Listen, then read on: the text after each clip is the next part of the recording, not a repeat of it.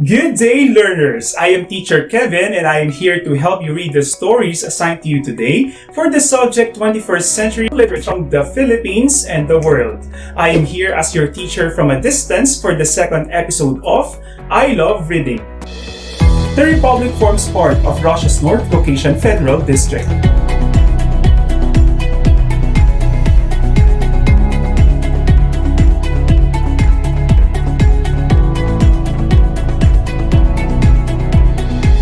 Good day, learners! I am Teacher Kevin and I am here to help you read the stories assigned to you today for the subject 21st Century from the Philippines and the world.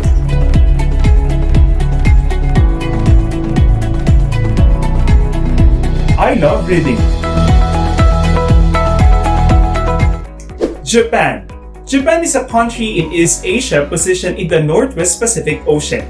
It is bordered on the west by the Sea of Japan and extends from the Sea of Okhotsk in the north toward the East China Sea and Taiwan in the south.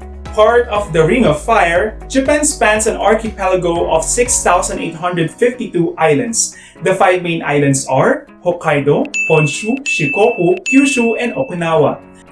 Tokyo is Japan's capital and largest city. Other major cities include Yokohama, Osaka, Nagoya, Sapporo, Fukuoka, Kobe, and Kyoto. Japan is known worldwide for its traditional arts, including tea ceremonies, calligraphy, and flower arranging. The country has a legacy of distinctive gardens, sculpture, and poetry. Japan is a home to more than a dozen UNESCO World Heritage Sites, and is the birthplace of sushi, one of its most famous culinary exports. Such a beautiful place to live in. But you see, Japanese people are not only found in Japan, but there are Japanese immigrants in different countries. Why do we need to discuss that? For this particular episode, we are going to discuss Shimenawa, written by Naoko Kumagai. But before we start the story, I want you to write down the following.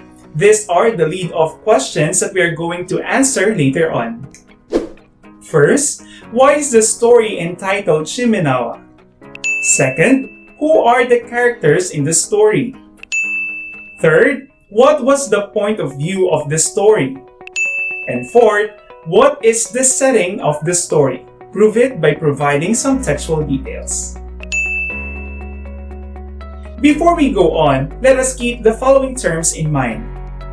First, barn. A large farm building used for storing grain, hay, or straw, or for housing livestock. Next, rustled. Make a soft, muffled crackling sound like that caused by a movement of dry leaves or paper. Third, oppressive. Unjustly inflicting hardship and constraint. Don't be oppressive. Okay! Next, thread to slippery. Situation where you have very few information about a certain matter. Wow! Next phrase, in the marrow of their soft child bones. A thing that was never forgotten and has become a part of their core. Ooh. Next word, numb. Deprived of the power of sensation. Next is credo. A statement of the beliefs or aims which guide someone's actions. Wow! Shimenawa are lengths of laid rice straw or hemp rope used for ritual purification in the Shinto religion. Okay!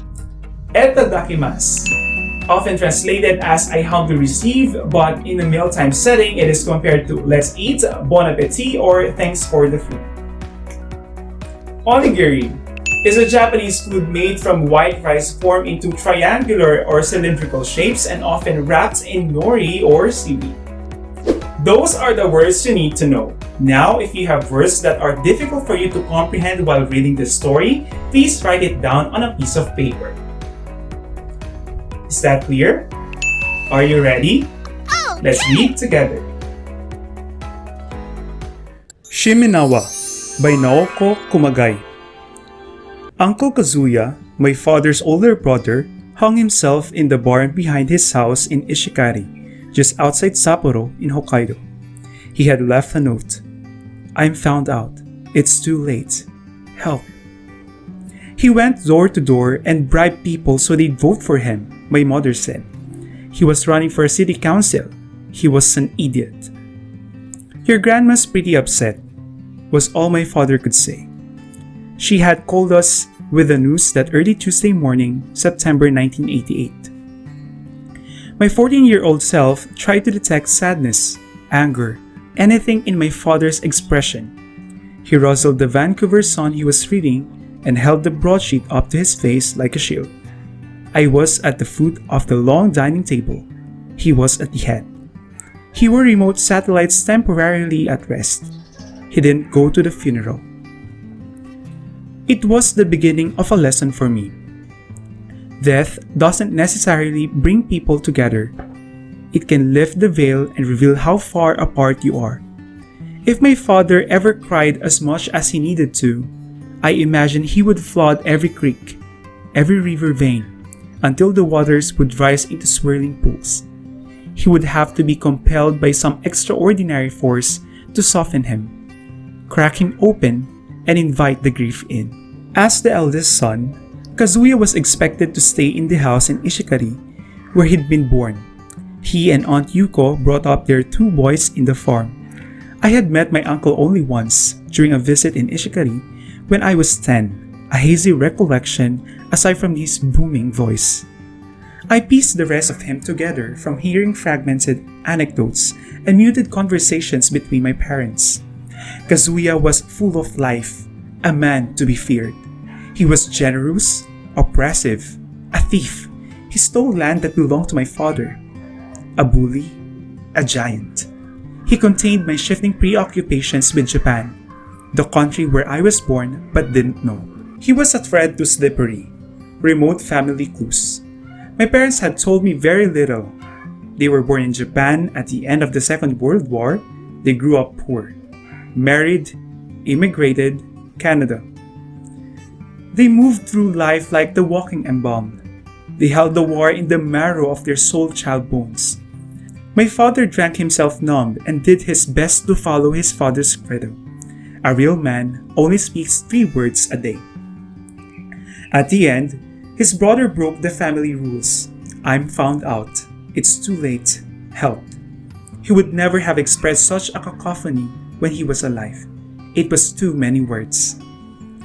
After hearing of Kazuya's suicide, I contemplated rope in all its variations. My old skipping rope with road handles, the tent rope in the garage, the multi-purpose yellow plastic twine in my father's workroom that didn't seem to have a purpose, a rubber hose in the grass, a trailing line of all extension cords, the wide TV cable with metal ends. I conjured up heavy loops of rope lying on the ground in my uncle's barn, like columns of sinister, sleeping vipers. In July 1989, 11 months after Kazuya's suicide, our family visited my grandmother and Aunt Yuko in Ishikari. Grandma was a tiny fierce woman who was bow-legged and rocked side to side like a metronome as she walked. She often sat in her corner in the living room, on a fat cushion on her knees. One afternoon, I was sitting on the floor across from her. Her eyes were closed. For a moment, I thought she might be sleeping upright. Then she was speaking. "Do you eat sushi in Canada?" she asked me, opening her eyes. I was 15 and could speak some Japanese. She didn't know a word of English. "Yes, there's a lot of it everywhere," I replied. "It would be nice if you married a Japanese boy someday," she said. They don't exist in Canada," I said. She made a sound and nodded. "It's sad," she said. "That's very sad. It would be nice if you could." Her gaze wandered away and did not return to me. "I don't know why he did it," he said, her voice breaking. I had heard that corruption was common in Japanese politics in Hokkaido. It was so common that people didn't particularly seem to be outraged by it. Some were often more angered when their favorite politician was arrested for bribery than by the corruption itself. My uncle had been a popular councilman in his community. He probably could have gone on, unscathed, been forgiven if forgiveness was even necessary. So why did he do it? You must commit suicide at the heights of your beauty. This was something the Japanese writer Yusho Mishima believed when he committed seppuku in a government office at the age of 45 in 1970. Kazuya had been 52 when he died. Did he believe he was past his beauty? Was his suicide in part an act of vanity? Had he been terrified of getting old? In the Shinto religion, twists of sacred rice straw rope called Shimenawa are used to symbolize ritual purification and to ward off evil spirits. The Shimenawa is hung over the doors of temples, homes, or building sites after they have been purified. The rope is also used to encircle objects that are considered holy, such as trees or rocks. Kazuya had used a piece of rice straw rope to end his life. He was not a religious person.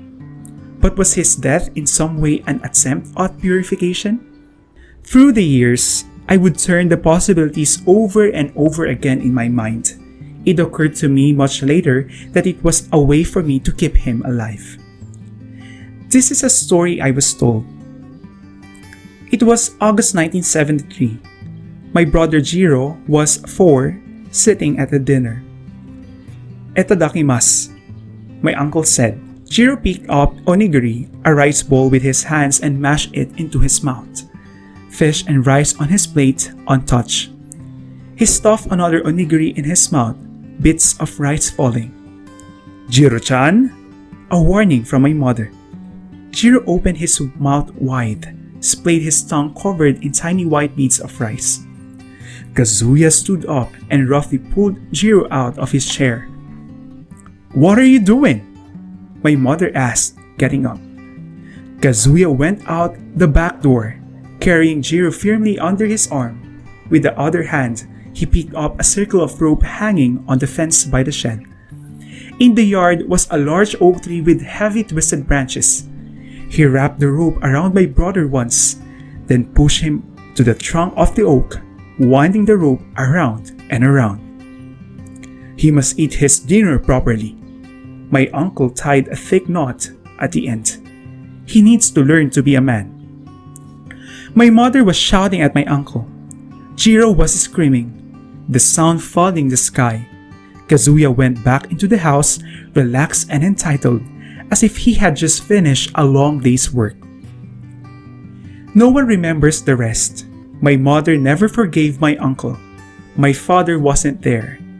Jiro can't recall any of it. He jokes that the incident is possibly the reason he always intuitively eats everything on his plate. I invent my own ending. I imagine my mother struggling with the knot, with Jiro sobbing to be free. A kodama, a tree spirit in the form of an old woman, appears. She unties Jiro, embraces his small body, presses her palm over his forehead as if to calm a fever. She banishes the event from his mind. Early next morning, Jiro peered out the window. A Shimenawa with paper streamers is tied around the base of the oak. When the earthquake and tsunami hit Japan in 2011, I was living in Toronto. I called my parents in Vancouver. My father picked up the phone. He usually passed the receiver to my mother once he'd said hello because he hated talking on the phone.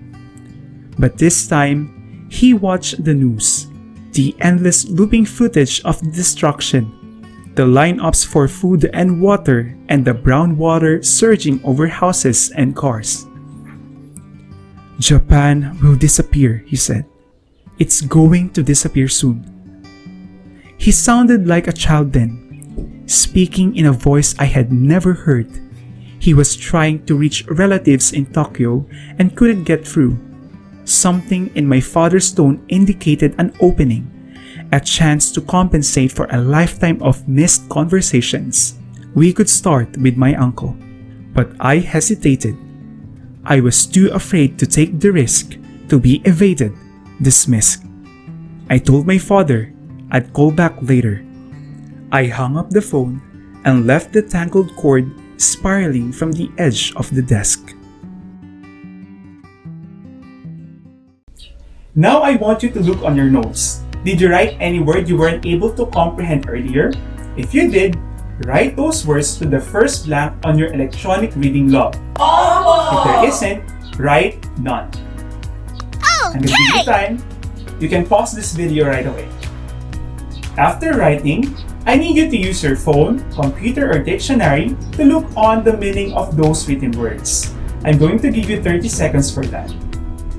Afterwards, write the meaning on the second blank of your e-reading log. You can also pause this video as you write those. After knowing these words, you may come back to that particular part of this video and reread it. Do it now. If you have not written any, let's proceed to discussion. First, let's try to answer our lead-off questions.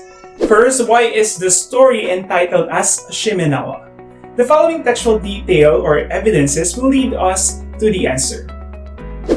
In the Shinto religion, twists of sacred rice straw rope called Shimenawa are used to symbolize ritual purification and to ward off evil spirits. The Shimenawa is hung over the doors of temples, homes, or building sites after they have been purified. The rope is also used to encircle objects that are considered holy, such as trees or rocks. Kazuya had used a piece of rice straw rope to end his life. He was not a religious person, but was his death in some way an attempt at purification? The text itself actually surrounded the story of Kazuya's life and death. And Shimenawa served as a trigger for different realization for the narrator. As revealed by the text, Shimenawa was used for purification rituals in Japan. And at some point, the narrator saw it as an escape in the situations he was in. How? In the text, we saw that Shimenawa was an escape to a better ending. First, it was used by her uncle for purification of his soul, though committing suicide.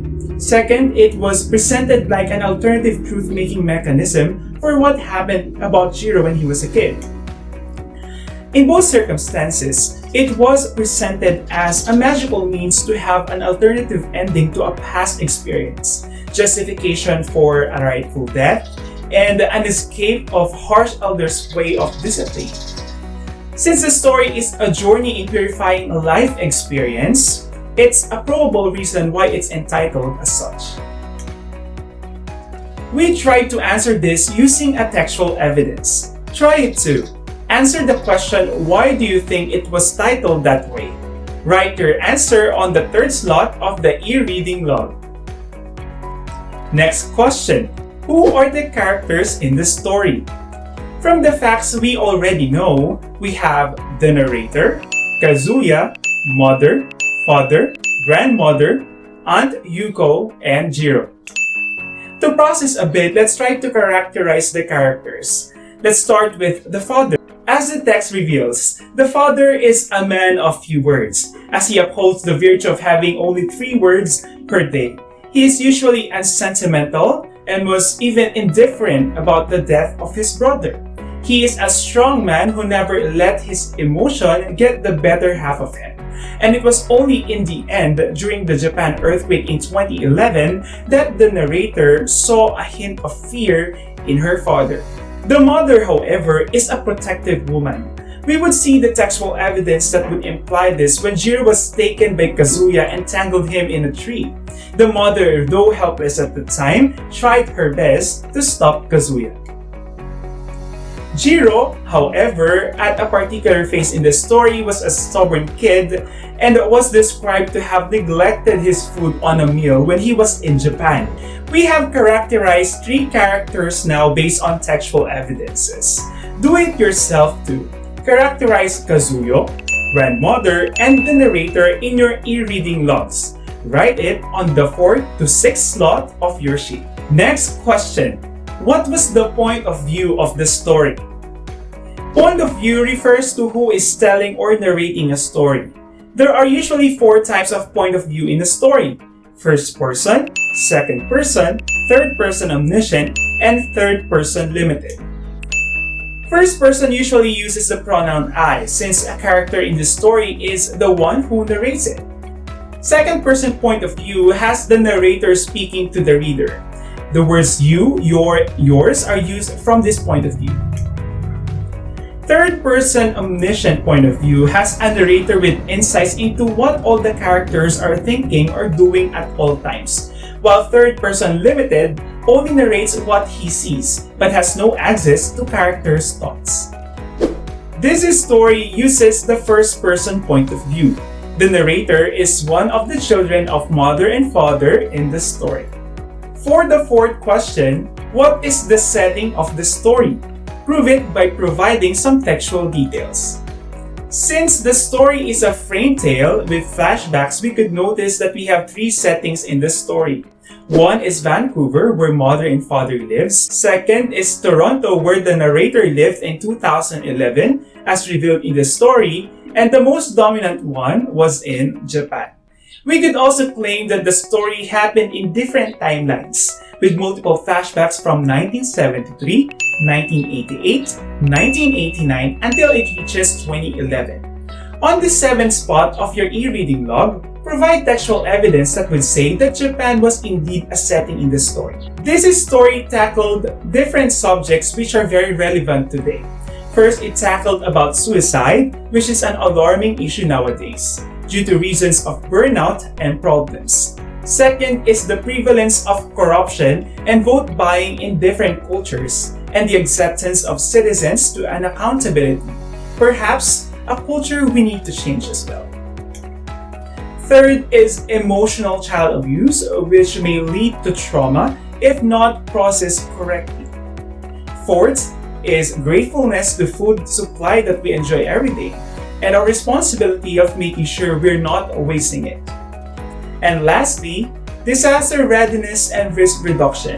That is something that we need to empower in countries in the Pacific, which are vulnerable to disasters. Wow, these stories just gave us the opportunity to know more about Japan and the experience of Japanese immigrants. We had a picture on how they stay connected to their Japanese roots. At this juncture, it's time for your quick assessment. Write your answer on the 8th slot of your e-reading log. What do the following lines reveal about the relationship of the narrator and the father? Something in my father's tone indicated an opening, a chance to compensate for a lifetime of missed conversations. We could start with my uncle, but I hesitated. I was too afraid to take the risk to be evaded, dismissed. A. Their relationship as father and daughter is not that close since she was a kid. Second, they are very close. C. They lived far from each other before. And D. The father was cruel. That ends our lesson today. If you have questions, please feel free to ask me during our synchronous meeting. Don't forget to submit your e-learning logs until Friday this week. I am happy to have served you today. Until our next reading adventure, I am Michael Kevin Amon 44. I love reading. The Republic forms part of Russia's North Caucasian Federal District.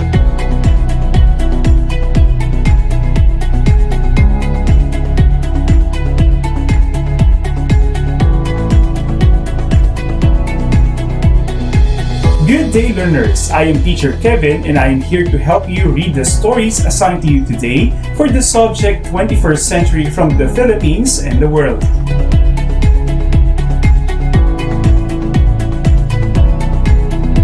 I love reading.